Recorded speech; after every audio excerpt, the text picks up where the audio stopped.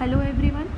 पहले के प्रेजेंटेशंस में हमने देखा कि हम डीएपीटी का इंटरप्रिटेशन किन किन बातों पर आधारित कर सकते हैं, जैसे कि साइज़ के आधार पर इसका साइज़, ड्राइंग्स की साइज़ किस प्रकार की हैं, लोकेशन के आधार पर कि कहाँ पर स्थित है, फिर फिगर सीक्वेंस के आधार पर कि किस तरीके का है, हाथों के प्रेशर के आधार पर कैसे फाइन लाइंस बनी हैं या टूटी हुई रेखाएं बनी हुई हैं या किस तरीके के स्ट्रोक्स दिए गए हैं, इन सब के आधार पर हमने अब तक का डीएपीटी का इंटरप्रिटेशन देखा।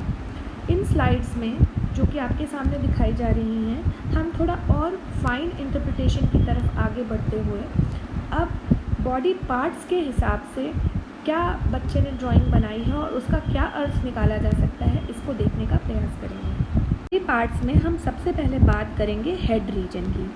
अगर बच्चे ने बड़ा सिर बनाया है तो इसका मतलब है उसके अंदर आक्रामकता, किसी भी परिस्थिति में बौद्धिक आकांक्षाओं का होना, सिर में दर्द होना या अन्य प्रकार के सोमेटिक सिम्टम्स को दर्शाता है। सोमेटिक मतलब शरीर से संबंधित। यदि चेहरे को उसने डिम आउट किया है, यानी ब्राइटनेस थोड़ी कम है चेहरे की या सिर की, तो इसका मतलब हम ये अर्थ लगा सकते हैं कि बच्चा जो है वो शर्मीले स्वभाव का या बहुत ही ज़्यादा सेल्फ कॉन्शियस होगा।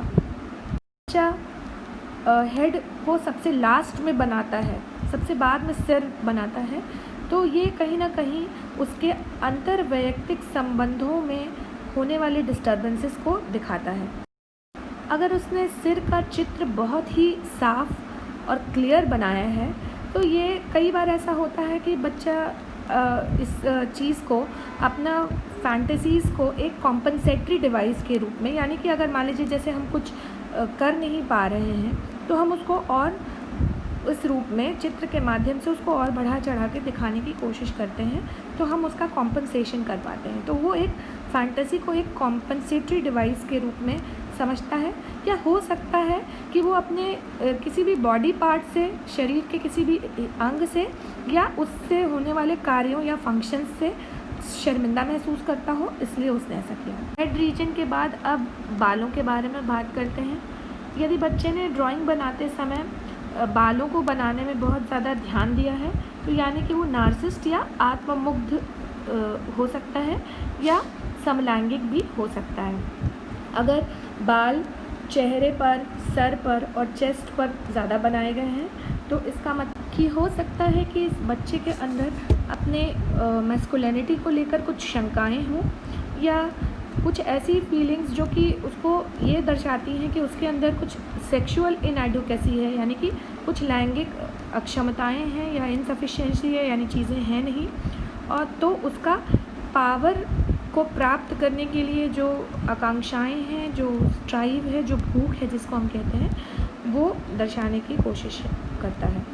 बच्चे ने दाढ़ी मूंछ बनाई है तो इसका मतलब कि वो सेक्सुअली प्रिकॉशियस चाइल्ड है। इसका ये अर्थ होता है कि कई बार ऐसा होता है कि हम देखते हैं कि प्यूबर्टी आने के पहले ही बच्चों के अंदर कुछ सेकेंडरी सेक्सुअल कैरेक्टरिस्टिक्स जो होते हैं, जो उसके लिंग से संबंधित कुछ कैरेक्टरिस्टिक्स पहले से ही दिखाई देने लगते हैं। तो हो सकता है कि बच्चे के अंदर ये सेक्सुअल प्रिकॉशियस चाइल्ड वो हो और उसके अंदर ये सारी जो चीज़ें हैं वो जल्दी दिखाई दे रही हैं। अगर उसने हेयरी ड्राइंग बनाई है तो इसका मतलब है कि वो सेक्सुअली बहुत ही ज़्यादा पैशनेट होगा।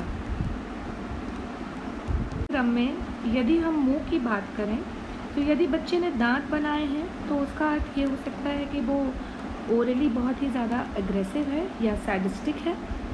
अगर उसने सिर्फ एक सिंगल लाइन बनाई है मुंह की जगह पे, इसका मतलब है वो शाब्दिक रूप से बहुत ही ज़्यादा आक्रामक है।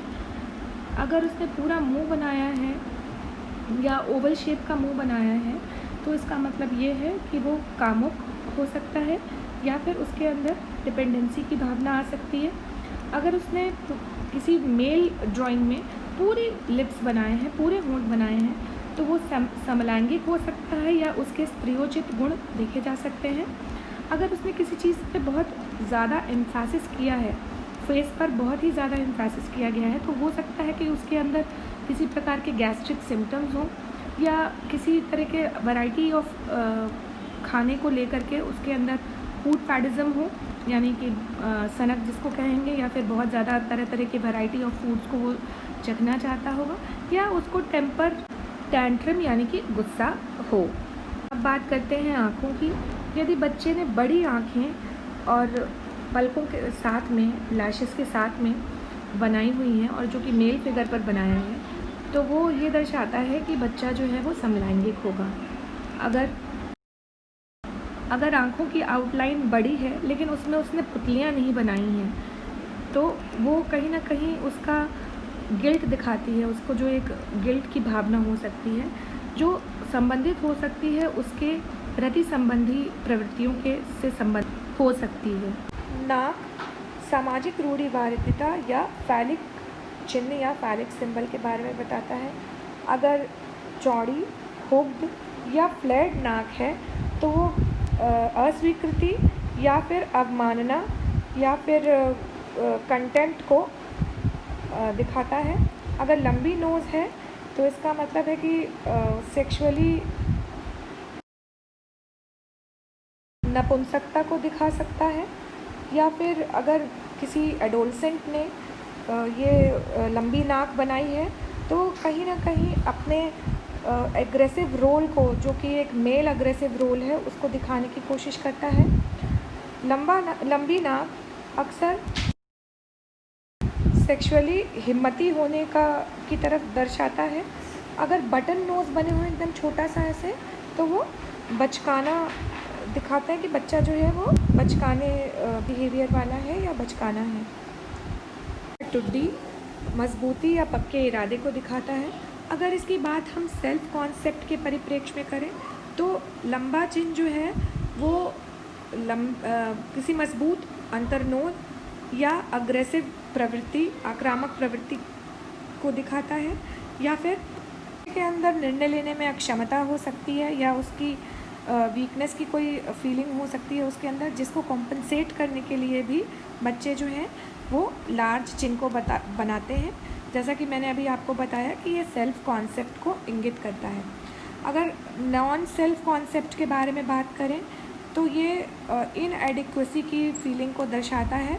और कई बार ऐसा होता है कि जब बच्चा जो है वो बहुत ही एग्रेसिव और मजबूत होता है तो उसमें ये लंबी नाक को बनाता है। बात करते हैं कान की। यदि लंबा कान बनाया गया है तो ये पॉसिबिलिटी हो सकती है कि वो ऑडिटरी एरिया में किसी तरीके के ऑर्गेनिक डैमेज को दिखाया। हो सकता है कि ऑडिटरी हेल्यूसिनेशन हो। पैरानॉइड बच्चों में ये प्रवृत्ति देखी जा सकती है कि उनको किसी तरीके का विभ्रम हो, हेल्यूसिनेशन हो जो कि ऑडिटरी एरिया में हो, या फिर उनको सुनने की अक्षमता हो, या किसी भी तरीके के ऑफेंस को वो बहुत ही जल्दी ले लेने वाले हों, या अपने अथॉरिटी या अपने बॉस के प्रति एक विद्रोही की भावना वाले हों। गर्दन को यहाँ बौद्धिक नियंत्रण और इड इम्पल्सिस के बीच में होने वाले लिंक के रूप में देखते हैं। यदि लंबी गर्दन है तो उसके अंदर जो इंस्टिंक्ट संबंधी ड्राइव्स हैं या अंतर्नोद हैं उनको निर्देशित करने और उनको कंट्रोल करने में उसको प्रॉब्लम हो सकती है, डिफ़िकल्टी हो सकती है। कुछ एरियाज़ में सोमेटिक सिम्टम्स जो कि शरीर संबंधी सिम्टम्स होते हैं वो भी देखे जा सकते हैं, जैसे कि कुछ निगलने में परेशानी होना या किसी तरीके की डाइजेस्टिव सिस्टम में किसी तरीके की दिक्कत हो जाना, तो ये भी देखा जा सकता है। अगर बढ़ा चढ़ा कर नेक को दिखाया गया है, गर्दन को दिखाया गया है, तो वैसे व्यक्ति जो हैं वो शिज़ोफ्रेनिक कहे जा सकते हैं। अगर महिला की गर्दन लंबी दिखाई जाती है तो वो निर्भर, मौखिक रूप से पैसिव या फिर उनके अंदर स्त्रियोचित गुण को देखा जा सकता है। अगर गर्दन जो है वो बहुत स्टिफ है तो यानी कि वो बहुत रिजिड हो सकते हैं या फिर मॉरल या नैतिक हो सकते हैं। अब बात करते हैं हैंड्स और आर्म्स की। इनको हम मैनिपुलेशन के ऑर्गन के रूप में देख सकते हैं। अगर किसी मेल का हाथ छोटा बनाया गया है या अपने बॉडी के नज़दीक बनाया गया है या पॉकेट के अंदर हाथ बनाया गया है तो इसका अर्थ ये निकाला जा सकता है कि उस व्यक्ति का बहुत ही लिमिटेड कांटेक्ट होगा, यानी बहुत ज़्यादा लोगों से उसकी बातचीत नहीं होगी। अगर फीमेल है कोई और उसकी लंबी आर्म्स या भुजाएं बनाई गई हैं, तो इसका मतलब है कि वो बड़े आराम से दूसरों के साथ में कांटेक्ट इस्टेब्लिश कर सकती है और लोगों के साथ साथ और भी तरीके के ऑब्जेक्ट्स के साथ भी उसका आराम से कांटेक्ट इस्टेब्लिश हो सकता है। अब पोजीशन क्या है आर्म की, वो उसकी एक्टिविटी को बताती है। जिस तरीके का आर्म का पोजीशन है वो एक्टिव है या नहीं है, ये इस बात को दर्शाता है। अगर उन्होंने हाथ किनारे रेस्ट करता हुआ बनाया है, दोनों बगल में चिपके हुए हैं, तो इसका मतलब है कि उनके अंदर मसल्स या मस्कुलर संबंधी जो टेंशन्स हैं उनमें कमी आती है। अगर हाथ को पॉकेट के अंदर छिपा के रखा गया है, तो इसका मतलब है कि वो कॉन्टैक्ट संबंधी डिफ़िकल्टीज़ हैं उनके अंदर, या फिर हो सकता है कि उनके अंदर गिल्ट की भावना हो। अगर हाथ दिखाए जाते हैं तो वो मैनिपुलेट करने की अक्षमता के भाव को बढ़ा चढ़ाकर दिखाया जा सकता है। यदि हाथों पर शेडिंग दी गई है तो वो मैनिपुलेशन और कॉन्टैक्ट एक्टिविटी के रिगार्ड में उनके अंदर एंग्जाइटी या दुश्चिंता दिखाते हैं। अगर आर्म्स जो हैं वो बॉडी के बहुत ही नज़दीक हैं तो व्यक्ति डिफेंसिव हो सकता है। अगर उसने आर्म्स को अपने बॉडी से दूर किया है, एक्सटेंड किया है, तो इसका मतलब है कि वो कई तरीके की एक्सटर्नल आक्रामक आवश्यकताओं की तरफ निर्देशित है। अगर फिंगर्स या फिंगर नेल्स या जॉइंट्स ये सब भी बनाए गए हैं, तो इसका मतलब है कि वो कंपल्सिव है या उसको बॉडी कॉन्सेप्ट से रिलेटेड, बॉडी के संप्रत्यय से संबंधित कुछ तरीके की डिफ़िकल्टीज़ हैं, या फिर इसको अर्ली शिज़ोफ्रेनिया के सिम्टम्स या लक्षण भी माने जा सकते हैं। अगर बंद मुट्ठी बनाई गई है तो उसे आक्रामकता के दमन के रूप में देखा जा सकता है। अन्य बॉडी पार्ट्स के बारे में बात करते हैं। यदि लेग्स या फीट पहले बनाया गया है, तो इसका मतलब वो उसके अंदर, व्यक्ति के अंदर डिप्रेशन या डिस्करेजमेंट को दिखाता है। अगर हिप या बटक किसी मेल फिगर में बनाया गया है तो वो होमोसेक्सुअल ट्रेंड को दिखाता है।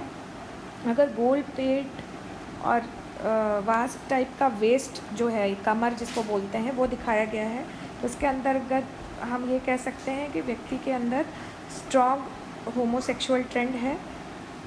अगर कोहनी या जॉइंट्स बनाई गई हैं तो हम ये कह सकते हैं कि ये व्यक्ति जो है वो कंपल्सिव और डिपेंडेंट है। अगर अंदरूनी जो ऑर्गन्स हैं, एनाटॉमी, उसको दिखाया गया है तो वो मैनिक या शिज़ोफ्रेनिक हो सकता है। अगर ब्रेस्ट बनाए हैं तो इसका मतलब उस व्यक्ति की ओरल आवश्यकताएं जो हैं वो दमन किया हुआ है। फिर अगर आर्म्स को और हैंड्स को लंबा बनाया है तो इसका मतलब है किसी भी मदर फिगर के द्वारा उसकी कुछ प्रोटेक्टिव नीड्स हैं जिनको वो पूरा करना चाह रहा है या चाह रही है। अगर फीमेल फिगर में फेमिनिस्ट गुण ज़्यादा दिखाई जाती तो उसके अंदर इडिपस फीलिंग, दमन की गई हुई या दबाई हुई इडिपल फीलिंग्स के बारे में बताया जाता है। अगर शोल्डर्स या बनाए गए हैं या फिर मस्कुलर बॉडी है तो वो मस्कुलिनिटी के परिप्रेक्ष्य में व्यक्ति की असुरक्षा की भावना को दर्शाता है।